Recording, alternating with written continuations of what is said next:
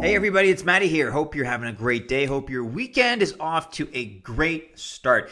And we've got a little bit of a light day in news here. Not a whole lot to cover, but we're going to go through three stories. So we have an advisory warning from a financial and institutional perspective coming out from the Dutch. So the Dutch Financial Authority has a bit of a stern warning to people that are involving themselves in cryptocurrency. We're going to take a look at that. We're going to take a look at Missoula County, which has had basically a postponement of a mining operation based on public sentiment and what people feel is going to be detrimental to their community. We're going to take a look at that. But beginning here on altcoinbuzz.io, as always, with this article by Christopher, looking at banks spending and the fact that they spent $1.7 billion US on blockchain in 2017. So this is a figure that actually I would have thought it would have been a little bit higher, to be honest. But this is the banking sector, right? So these are not necessarily institutions or projects that are directly associated with blockchain. They're institutions that are looking to create new spaces that are using blockchain, hopefully to leverage different business initiatives. So it's still a pretty big number. And it's gone up 67% from 2016. So adoption up among banks and financial institutions. So we're basing this on research by the Greenwich Associates Market Intelligence. And that tells us that the total for blockchain spending in the financial sector rose by 67% in 2017. So it was at about $1 billion even in 2016. It was up to $1.7 billion in 2017. You have a lot of banks are now reporting the fact that blockchain budgets exceed $10 million. So 1 in 10 banks are actually spending more than $10 million on blockchain budgets. 14% of the banks in the study claim to have successfully developed a production blockchain solution. But then you have a lot of people, for example, this vice president associated with the Greenwich Associates, saying that more than half of the executives we interviewed told us that implementing DLT, distributed ledger technology, was harder than they expected. Yeah, it's not easy to build these solutions from the ground up and tailor it to an existing infrastructure, especially in a large business. But overall, this is pretty encouraging. And if you look at the projections, it goes up even further. So you have Gartner, the world's leading research and advisory company and member of the S&P 500. They published a report in May, and it shows that blockchain adoption will be slow but inevitable. So by 2022, Gartner predicts that there will be at least one business built upon blockchain, which will be worth $10 billion. And fast forward to the year 2030, they estimate that the total business value added by blockchain will increase to more than $3.1 trillion. We've looked at that figure before. That's not the cryptocurrency market cap. No. Aside from your crypto investments and your blockfolio, hopefully that'll be up as well. But aside from all that, the value added by blockchain in other businesses, in other spaces, is expected to be more than $3.1 trillion. So what do you think about those numbers? I think, again, it strikes me as a little bit low, $1.7 billion in spending for 2017, but that's outside of the investment space. These are just infrastructures and projects that are being developed. And I look forward to seeing the figure, the updated figure as far as what it's going to be for the year 2018. I'm sure it's going to be even higher. So do be sure to leave a article comment for Christopher here if you want to link to Greenwich Associates. That might be Greenwich Associates. I'm not sure how to pronounce that. But financial services industry spends $1.7 billion per year on blockchain. Another article, Wall Street blockchain investments top $1 billion annually. So this is going back to 2016. You can see the date here, June 23rd, 2016. So we're moving in the upward direction, which is always the goal. And here on the Gartner website, blockchain-based transformation, a Gartner Trend Insight report. So do be sure to take a look at those. We're going to link to them in the description. In other news, and an article here by Licia, the Dutch Financial Authority is once again doubtful about cryptocurrency activities. So a little bit of a warning here that's been issued. The Netherlands Authority for the Financial Markets, so the AFM, is unsure whether cryptocurrency operations conform with the country's licensing law. It has emerged. So they've put out this letter and addressing, quote, new market entrants who wish to apply for a license as a manager of a crypto investment institution. Besides, it also aims to inform those already engaged in crypto activities. All of this is done because, according to the AFM, the investments are highly risky.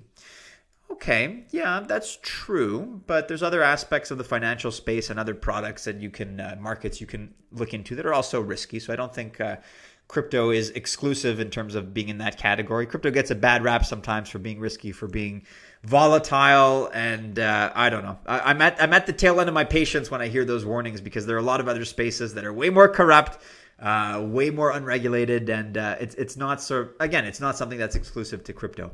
But this is the warning that you have to put out. And if you look at what they're saying, the passage in this letter, which issues concern regarding the market players involved in cryptocurrency and ICO. So specifically, the agency quotes the SEC in the US, the MAS in Singapore, and the FCA in the United Kingdom, who also see risks. Quote, the concerns include lack of transparency, manipulation, poor valuation, fraud, and use for other forms of criminal activities. Not unlike cash, I suppose, eh?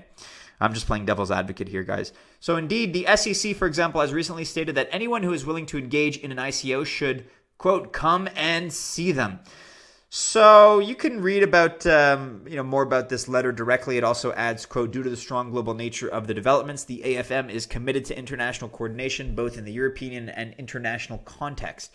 This coordination relates to the qualification of cryptos and ICOs, the risks, applicable legal regimes, and developing new regulations. Licia goes on to describe a couple of other things here, other statements by the AFM that you can read about. Going back, it's not the first time we've heard sort of their opinion on the issue, or it's not the first time they've weighed in on this particular sector. So back in April was the first time that the AFM issued a concern. It warned against investments in cryptocurrencies and ICOs. But then you have this weird contrast, because the Dutch government also released a report back in May. So just on the heels of this report in April by the AFM, the Dutch government in May said that cryptocurrencies present a low risk to financial stability in the country. So it's interesting. You're hearing from official channels two different interpretations or two different stances, which is kind of funny. And then the current AFM's statement follows a significant increase in Bitcoin buying in the Netherlands. So that's to further contrast things. You have a lot of enthusiasm, and you have very, very good knowledge of cryptocurrency and of Bitcoin among citizens of the Netherlands. And back in March, the Minister of Finance, Wopke Hoekstra, said that it does not aim to ban cryptocurrencies, but will regulate them.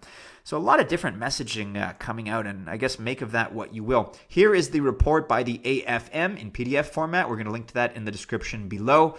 So might be a good idea to read through this if you're able to read Dutch, that is, because it's obviously not in English, as you can see. So take a look at that. Take a look at this article back written on April 12th by Luke Lammers. AFM warns about cryptocurrency. And here's an article you can read about this on Bitrazi, Netherlands. Cryptocurrencies do not pose a major risk to financial stability. What do you guys think about this? If you're in the Netherlands, what do you think about these conflicting messages? And you have one channel saying one thing officially and another almost seemingly opposing them in another instance. We'd love to hear your thoughts, guys.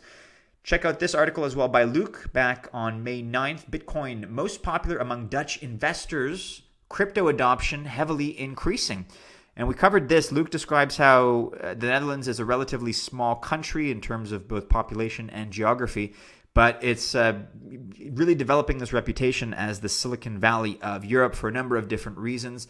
And people are very knowledgeable about Bitcoin, about cryptocurrency. Take a look at their adoption patterns there versus other countries like the UK, for example. The Dutch are very savvy when it comes to this space, so good on them. Final article here, Netherlands to regulate but not ban cryptocurrency. So this going back to March. Would love to hear you guys if you're hearing this report out of the Netherlands, if you're Dutch, if you're, I don't know, if you have one way or another some insight into the situation. Maybe you're from other parts of the world, but you want to comment below. Let us know your thoughts and opinions. And finally for today, in this article by Garrett, Missoula County postpones decision on cryptocurrency mining ban. So a county in Montana is currently trying to decide if it should impose a cryptocurrency mining ban.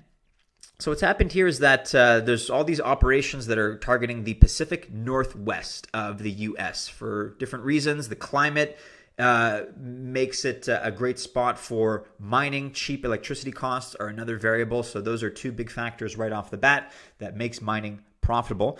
And cool climates and those low costs are very important, right? So this is obviously a spot that was in contention for that reason, to be a space in terms of mining. But recently you have a county in the US, in Montana, that has proposed a 1-year ban on commercial and personal crypto mining for a number of different reasons. And it seems like people are just not a fan of maybe not so much the industry, but the effects and the consequences. So the noise is bad, Joanne Weimer told the Missoulian. Some people are going to have to move. Our property values are going to go down. I didn't realize the noise was such a big issue in terms of these mining operations, but I guess if it's in more of a residential area, yeah, that could be an issue. Quote, "We all understand that we don't understand," said Gene Curtis, the commissioner of the Missoula County Commission. Other commissioners agreed and asked for time to do more research regarding the impacts of such a ban. A lot of people, if they're not in the space, obviously may not be knowledgeable about this particular issue. Others are concerned about the fact, and there's been some concern expressed about the ecological footprint, which of course is a big factor. And that was discussed here in this article recently by Garrett, Bitcoin's carbon footprint, which is not insignificant. And Garrett goes on to describe the fact that if Bitcoin were a country, it lines up a certain way between the Czech Republic and between Switzerland in terms of energy consumption, just by virtue of the mining that goes into that. So that is a concern. And if you're an ecologically sensitive area, an ecologically sensitive community, maybe that's not something you want to invite. You can read more about that here in the Missoulian. Missoula commissioners delay decision on temporary Bitcoin mining ban. So it seems like they're just kind of kicking the can down the road. I don't know if the decision is really going to be made, but they want to delay things. So if you're from Montana, if you're from Missoula County, do be sure to let us know your thoughts in the comments below. And guys, there seems to be some unfortunate news in the world of mining. If you're involved in some of the cloud mining services, the costs combined with the difficulty of Bitcoin that has just increased. There's been a steady jump of 14% recently. And of course, we've had a relatively low cost of Bitcoin as well. And if you take those factors together, you have companies like Hashflare, for example, that have come out and said that they're no longer profitable in terms of being able to generate revenue for their clients. And that means that ultimately, if this trend continues and their maintenance costs are higher than the daily payouts, we're looking at, unfortunately, the cancellation of contracts on some of these cloud services. They're just not as profitable as they used to be. And the biggest factor, like I said, is that difficulty, which despite the low Bitcoin costs, the difficulty of mining those crypto algorithms just keeps rising. So that's something that we're going to be reporting on very shortly. We'll be back to take a look at that. But if you have an opinion on mining or you have an opinion on this issue in Missoula County, do be sure to weigh in. In the meantime, guys, make sure you're following Altcoin Buzz News on Twitter because we're going to alert you to all the latest developments here. If you like this video, guys, leave us a thumbs up. Make sure you're subscribed to the YouTube channel. And with that, I've been blabbering long enough. Get out there, get off the Blockfolio, enjoy your weekend. Hope you have a great one. If you do invest, I wish you happy investing, and we'll see you again soon, guys. Take care.